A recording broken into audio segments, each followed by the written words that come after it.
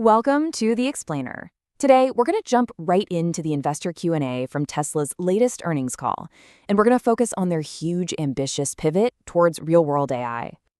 So let's kick things off with a quote from the call that, honestly, just perfectly frames the scale of their ambition here.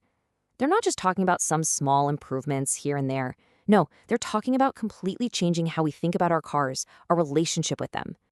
Okay, so to get our heads around this, we've broken down that wide-ranging Q&A into 5 key themes.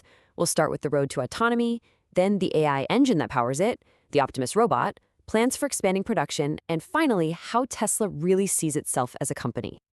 All right, first up, let's talk about the big one, full self-driving. This is what investors really wanted to know about. What's the plan to get from the driver assist we have today to a real, honest-to-goodness robo-taxi network? Right, so this is the question on literally everyone's mind. It's not if anymore, it's when, and maybe more importantly, how.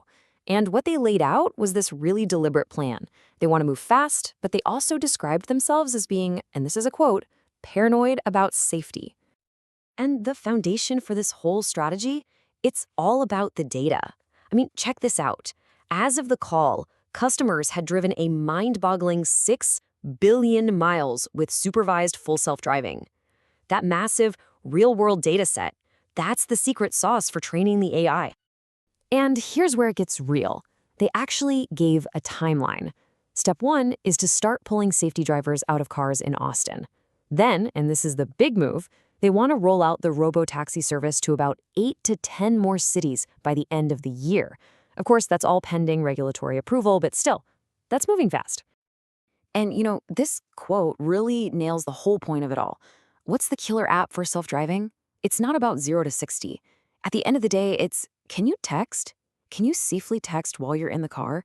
It's about making a car so reliable that you can use your phone without even thinking about it, which, let's be honest, is something a lot of people are already doing dangerously today. So how is all this even possible? I mean, we're talking about a massive leap here. It's not just about clever software. It all comes down to the custom-designed AI brain that's sitting inside every single vehicle. Okay, this is pretty cool. The team is working on their next-gen chip. It's called AI5, and their strategy is kind of counterintuitive. Instead of just cramming more stuff in, they're actually taking things out. They're deleting components like a traditional GPU that they don't absolutely need for their specific AI tasks. It's all about radical simplicity and efficiency. And the payoff for that approach? It's absolutely staggering. The claim from the call was that, by some metrics, this new AI5 chip could be 40 times better than the current one. Let me say that again, not 40%, 40 times. That is just a monumental leap in processing power. This whole philosophy leads to a concept they kept mentioning, intelligence density. What does that mean?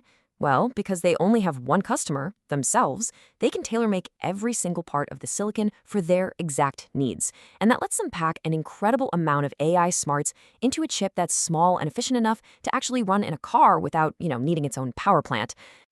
Okay, so from AI on 4 wheels, the conversation took a pretty wild turn to AI on 2 legs. The next big thing for the company, believe it or not, isn't a car at all. It's the Optimus humanoid robot. And to describe the potential here, they used a pretty wild phrase, the infinite money glitch. Now, what they mean by that is that a robot that can do physical work could just fundamentally rewrite the rules of economics. It could create a future of what they're calling sustainable abundance.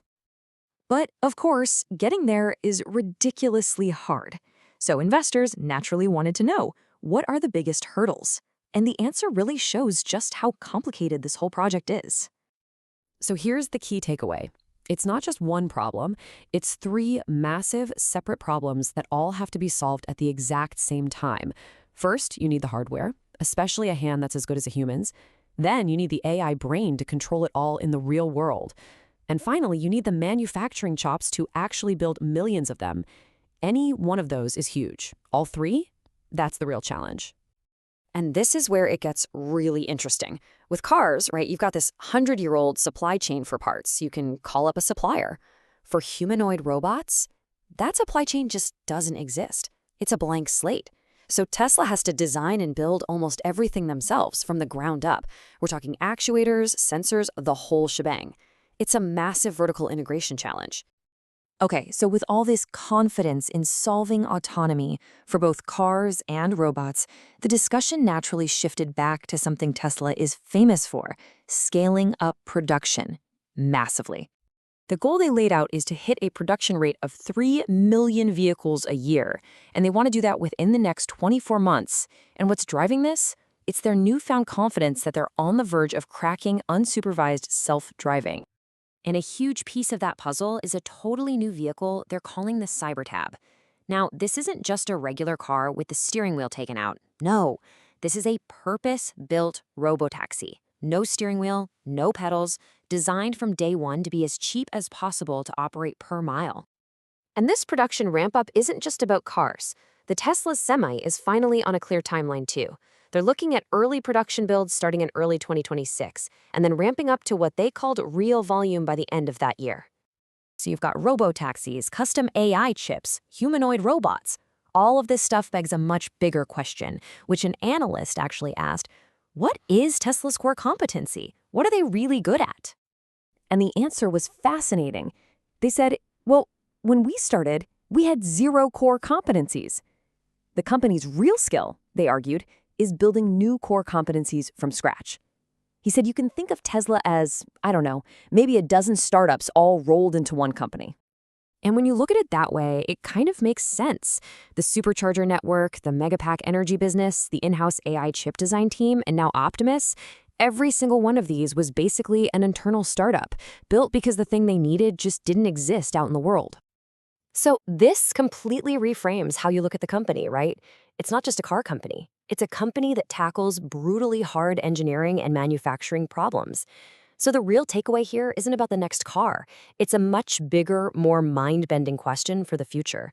If a car company can build a humanoid robot, and after they've mastered autonomy on our roads and in our factories, what on earth will this company of startups try to solve next?